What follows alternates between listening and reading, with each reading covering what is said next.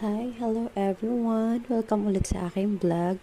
Ngayon, kami ni ate ay pupunta sa doon malapit sa bahay nila amo.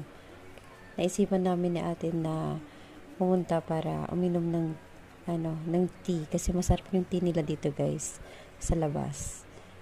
Malapit sa bilihan namin ng isda ni ate. Siya time na to, guys, nasa Dubai sila amo. Ayan. So, nagpaalam kami na lalabas at iinom lang ng tea sa labas. Ayan. Lakad kami natin dito sa highway kasi napakahirap kasi mabilis yung mga sasakyan. Ayan. Nakarating na kami, guys. Ayan. At tumang-tuwa kami ni ate kasi mabilis lang namin napuntahan. Ayan, kasi mabilis kami maglakad ni ate. Ayan, andyan na kami sa loob, guys. Ayan, antay lang namin yung order yan. Yung video muna ako, guys. Ayan.